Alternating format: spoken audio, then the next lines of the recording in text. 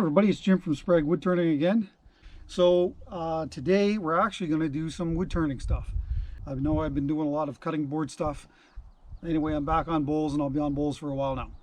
So I got some burls in on the weekend, some maple burls, and there's actually one beech burl, which I've never seen before. And I'm doing this a long time. But it's full of cracks, so I don't even know if we're going to be able to save it. And I've got some cherry logs here that I want to process as well. So I'm what's called a twice turn turner. So I like to rough things out into their rough form, seal them, set them on the shelf to dry for a year. I can speed things up with a kiln, and then mount them back on the lathe and finish them up after they've dried and warped and twisted and all that other stuff. So yeah, we're going to do some sawing. I'll show you how I cut logs into basically rough bowl halves, and then we'll go in and round them on the bandsaw. I find that rounding stuff on the bandsaw before stepping to the lathe make things a lot faster, so that's why I do it. And you know, I've got two wood stoves, one in the house and one in the shop, so whatever waste material comes off of those I burn for heat, so it's, you know, it's a win-win for me. So stick around, you never know, you just might learn something. And so anyway, let's do some sawing. And by the way, if you like what you see here today, please consider subscribing. I would really appreciate it. Okay, let's talk safety gear. Look, I'm just as guilty as the next person. I don't always wear chainsaw pants or chaps or chaps, or whatever you want to call it. But you know, you probably should. Every time you fire that saw up, you probably should. Exception to the rule is that log oval cutting rig that I've got, it's mounted like a chop saw. It's not being held in my hands, so I'm not really too concerned about anything happening there. The chain could break and hit me in the face, so you know, you probably should be wearing a helmet with shield or whatever.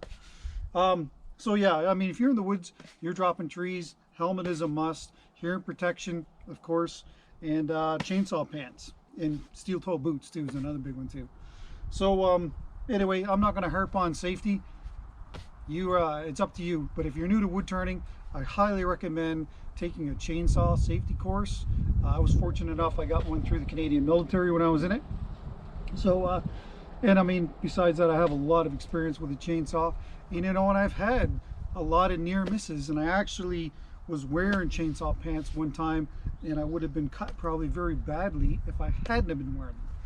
So if you've got them, wear them. In a perfect world, this is how I like to get my burls. There's trunk either side of it.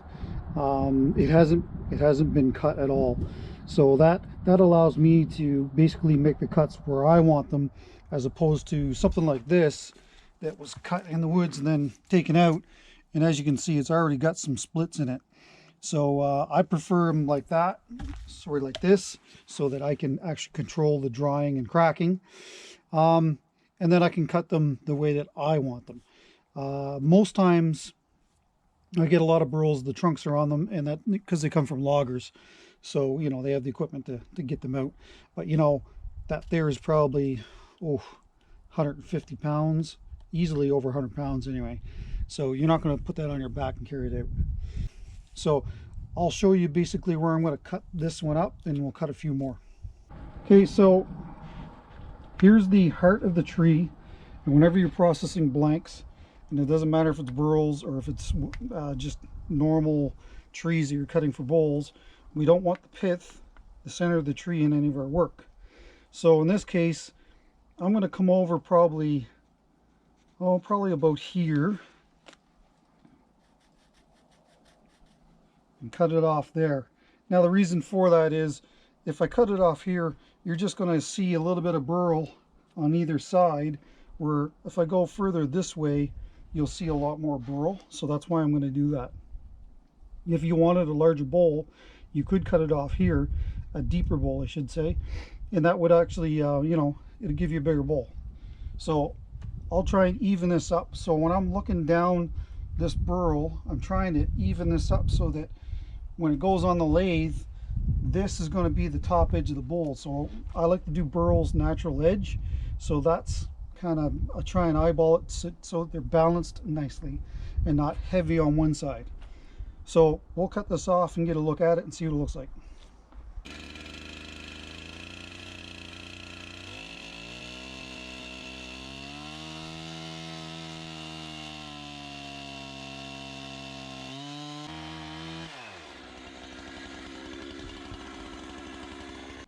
So okay, this is the inside of the burl, and pretty typical of a lot of maple burls. When you get them near the pith or the center of the tree, you're going to see a lot of these cracks. So I'll probably have to cut this again. I didn't want to cut it too heavy. I mean, this is a valuable piece of wood, and I want to try and make the biggest bowl possible out of it. And this is going to be the base of the bowl, and like I said, the natural edge will be the top of the bowl. Until you cut it, you never know. So I'll cut this off again, and I'll probably take another, maybe a couple of inches off of it. And then hopefully we'll be down past these cracks. Burls are notorious for having cracks in them, so it's certainly not a deal breaker if you get a burl that has cracks in it. But and this is still green, it's still quite wet.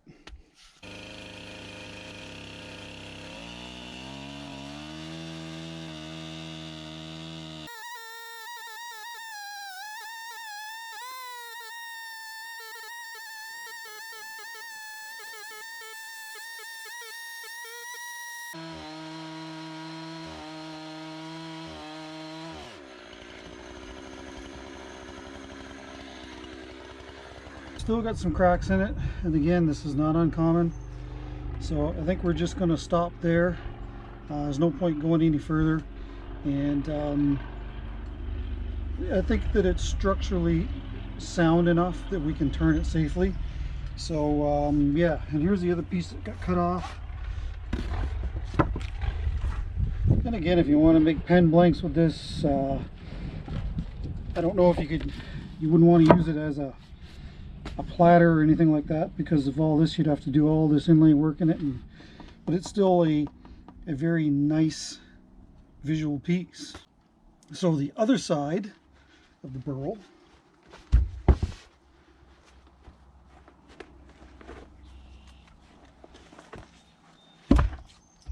now again, it's deceiving because that looks good there, but you know, it's really not. So what you can do is cut these off, and these will be smaller bowls here.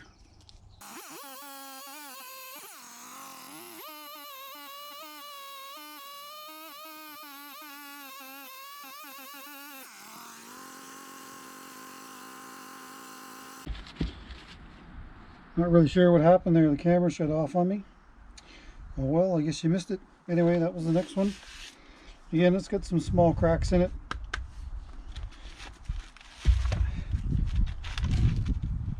The other problem is when you're working with loggers and you're getting burls out of the woods, you know, they're being yarded out usually with a skidder, and you're going to lose some bark off them. It's too bad.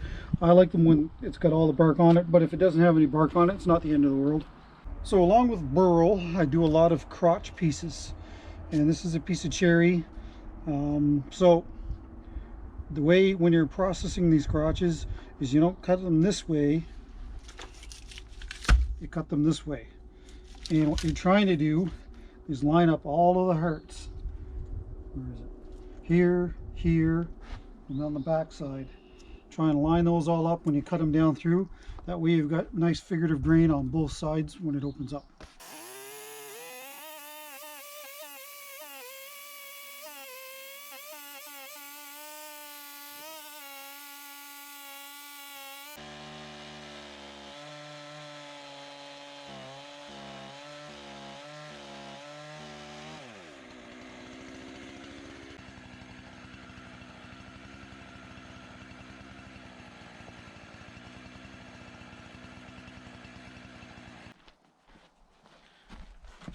Say hello to my little friend.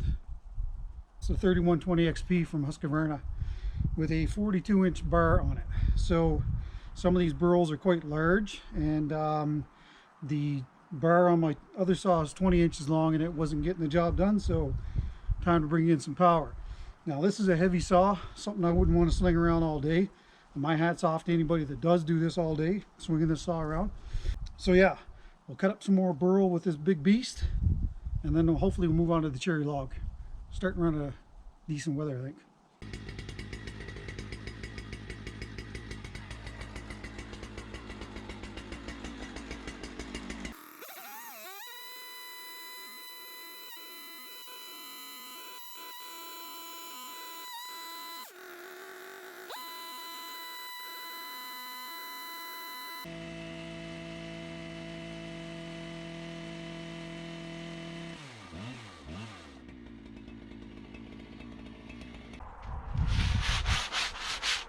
Beauty. Nice spalting in it. Now I'm cutting this end grain, and that's just because it's too hard to stand on its end or on its side to cut it side grain. Doesn't matter. That's I do have a ripping chain for doing end grain, but that normal chain seems to be whipping through it pretty good, so I'll keep doing it that way. It's just easier to manage.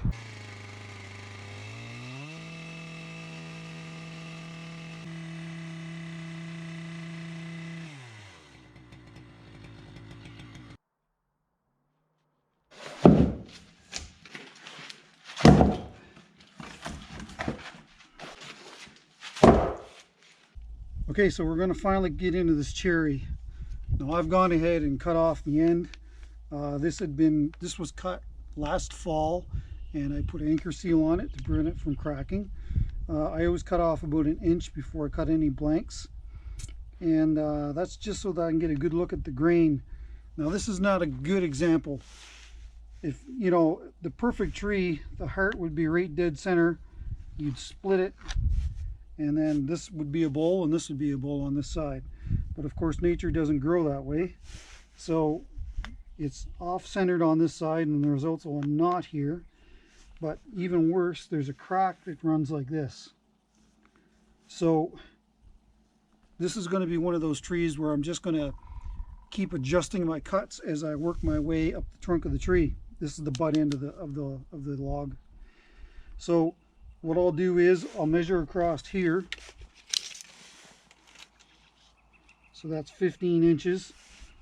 I'll measure up 15 inches on the log, put a mark and cut it off, and then cut it on this crack here, and hopefully the next bowl blank, that crack will disappear, and hopefully the heart will start to move more to the center of the tree.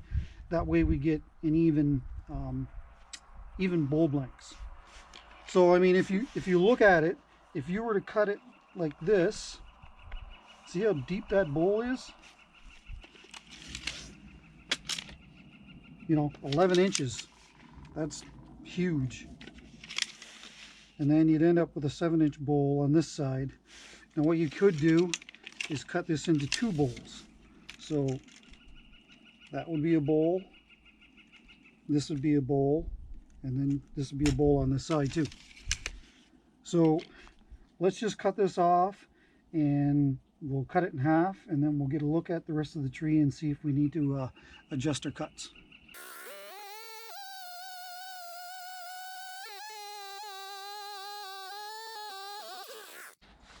Okay, so this is the inside of the tree, the inside cut, and it's even worse.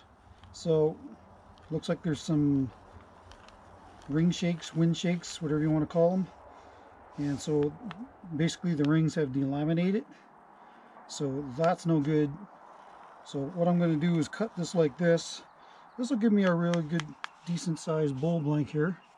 You know, probably 8 inches deep, 15 inches across or so. And I'll be able to salvage another one over on this side. And because that crack is kind of running like this. So yeah, that's what we'll do. We'll get to, I mean, that's going to still be a good sized bowl blank. Okay, so one other thing I'm going to point out. So this heart actually kind of goes through at the same. So this will work out well actually for this bowl blank anyway. So I'll cut it off right about there, and then I'll even this off too. When you put your bowl blanks on the lathe, you know, I highly recommend try to make them balanced as possible. You'll be able to turn quicker and get things done faster, and your lathe's not shaking all over the workshop. So yeah, what I'll do is I'll probably clean this off first, and then clean off. Yeah, I'll go like this, and I'll go all the way down, almost all the way through, and then I'll come back, cut this bowl blank on this side, and I might take some edge off here too. Certainly a lot dirtier than I like. I don't like all the sand and crap in the bark. Will dull your blade pretty fast, or your chain, sorry. So anyway, that's what we're gonna do.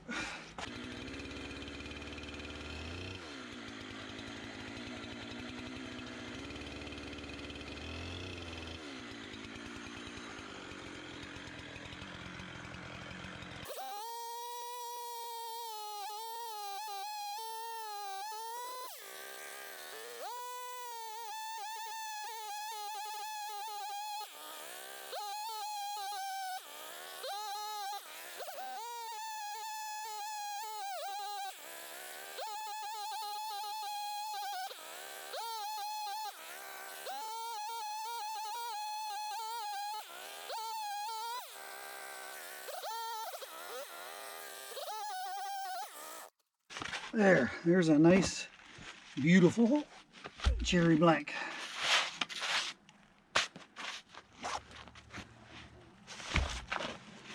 Now this is not a loss. There's still lots of good wood here.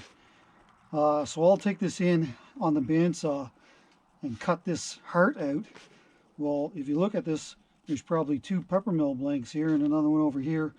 Or you could cut lumber out of these. So I make salad spoons, so maybe I'll slice this down the center and sticker it and get it dried, and then make salad spoons out of it. You know, whatever.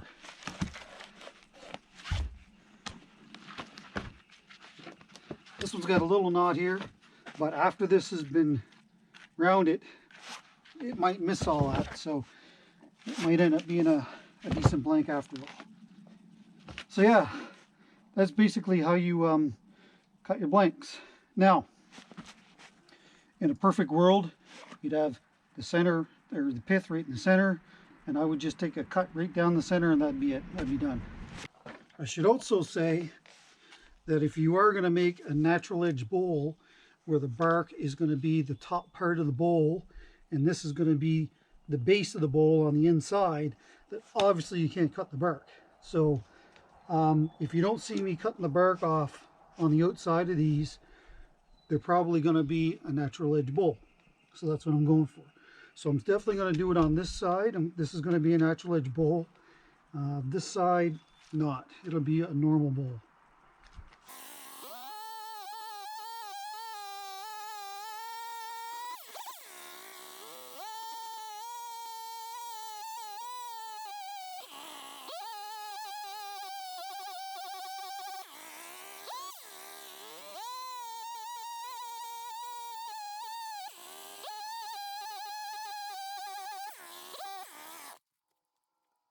Okay, so I think that I've cut enough blanks for a couple of days. We're supposed to get some rain here for a couple of days, so that's kind of why I wanted to get them done. It's too bad that I didn't get these big cherry crotches done. I guess that'll have to be another video. So next thing will be the bandsaw. Okay, so it's the next day. The rain has stayed away, so that's good. It's a little windy. Hopefully you'll be able to hear me all right. Over my shoulder here, that's my bandsaw, and it's a 18-inch General International. It's a decent saw. Haven't had too many complaints about it. It'll cut I think 12 inches under the bearings here. So I mean that's a good capacity for me. I typically don't turn anything that's that deep anyway. Sometimes, but not very often. So typically the way that I do it is I get the blanks. I've got a table set up here to my right, and I've got these templates, and I got from 8 inches to 20 inches, and then I use a hammer and screwdriver. So that's a Phillips screwdriver, and so I'll put it through the hole of my template, hold it in place, round it on the bandsaw, and that serves as the center point when I mount it on the lathe. So when I put it on the lathe, before I do, I'll use this spade bit, and what I've done is I've cut the tip off this so it's just a little bit sticking out, about 1/8 of an inch, and that will that'll give me my center. So this is just slightly larger than my live center on the lathe, so that way I can, if I've got a heavy blank, I can step up to the lathe, kind of rest it on that live center, and then bring it up and put it in my drive center. It's because I like to balance the grain as much as possible on the lathe. That way when you're holding the bowl looks balanced. Balance as far as a wood turning is concerned, a bowl is important to me. So I try to do it as much as I can. Sometimes you can't, but if you can, you should try and line up your grain so it's balanced nicely. So after they're rounded, I do like to put some, I like to just put some plastic over them. I don't cinch it up tight or anything like that, and that's just to not lose moisture too quickly. I see stuff that I cut here last week that's been sitting in the shop. This is Wednesday, and I think they were cut on Friday, and I can see there's already cracks are starting. So I just cover them with plastic until I can get them on the lathe, and then put the anchor seal on them. So, and the way I typically do that as well is I'll get, you know, when I'm doing a run of bowls, when I'm roughing out, now I do this full time. So in the run of a week, at the end of the week, I hope to have about 100 bowls roughed out. And I know that that may seem like a lot for a lot of people, and maybe it's not that much. And that's without coring as well.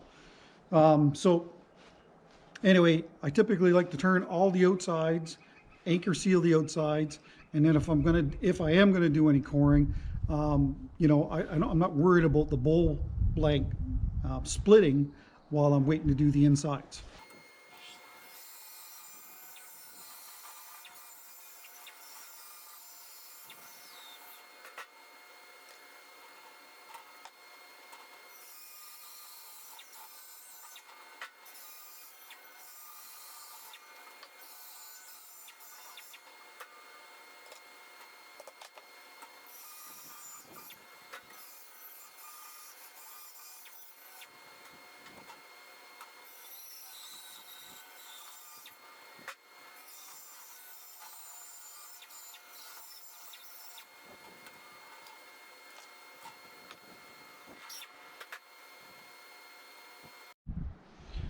Okay, so let's talk crotches.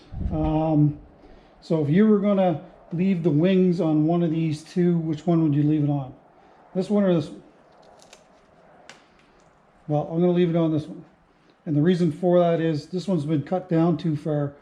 So what I'll end up doing is probably cutting this down about another inch, making it even on both sides. And then I'll take a template. This is 16 inches. So I'll stick that on there so that it make sure that it clears this. Now I'll mark the bottom, and then I'll cut this off down below where it needs to be cut off. And of course, I'll have the center mark in there so that I know that it's the center of the crotch. So that's typically how I do those. With this one, I'll just throw a template on it and round it on the bandsaw. I mean, these are, this has still got some really, really nice green, figurative green in it. So yeah, that's how I cut crotches.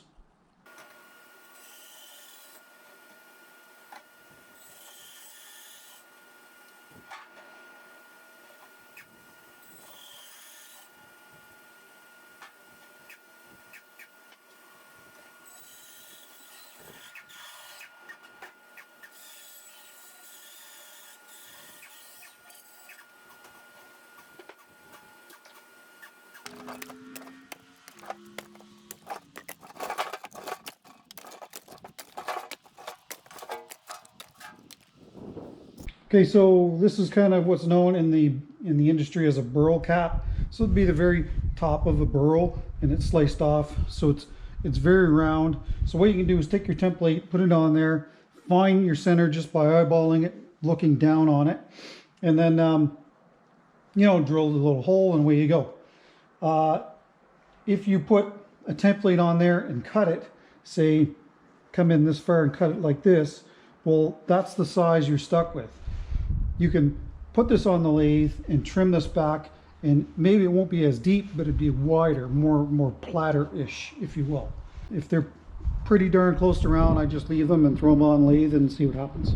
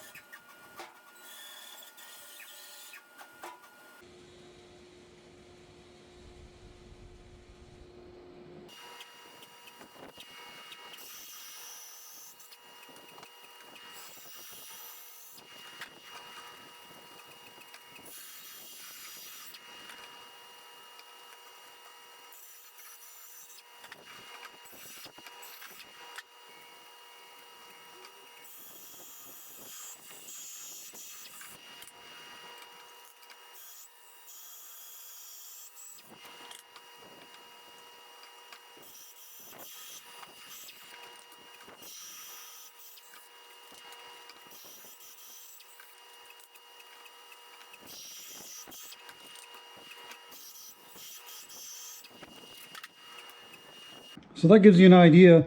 This is the pieces that were cut out of the center of the pith of the tree. You know, I could have cut them up and used them for firewood, But you know, it's cherry. And if it's maple, maybe I will. But I think in total, I think I counted, I can get 22 of my salad spoons. So that's 11 sets and a pepper mill. So, you know, cherry is not cheap to buy. So what I'll do is I'll seal the ends on this and I'll sticker them. I'll put stickers between them to dry. In 6 months, they'll be probably ready to go because they're so thin. But that's what I like to do. Everything is saved. Everything that can possibly be saved from every tree that I get, I do it.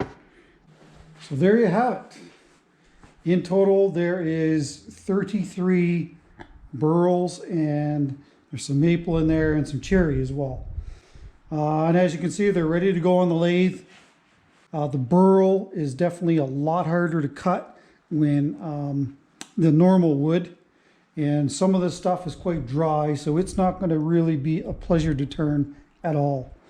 If it was green, fresh off of the tree, it would be a lot easier to turn. But since it is not, it's not going to be easy. So, yeah, lots of burl. Okay, so it's the next day and I had a chance to review the footage, and I realized I never even talked about the bandsaw blades that I use. So the ones that I use are made by toughtooth.com, and they're the carving wood turners blade. And so it's got a really wide kerf on it, so offsetting of the teeth, so it pulls a lot of that stuff, all those shavings through there, and it doesn't get stuck in the cut. So there's that. Definitely use dust collection. All those wet shavings going down on the bearings and stuff is not good for it. And so yeah, I realized that this video was probably more geared towards beginners, but you know, if you've been doing it a while, maybe there's something you picked up along the way as well.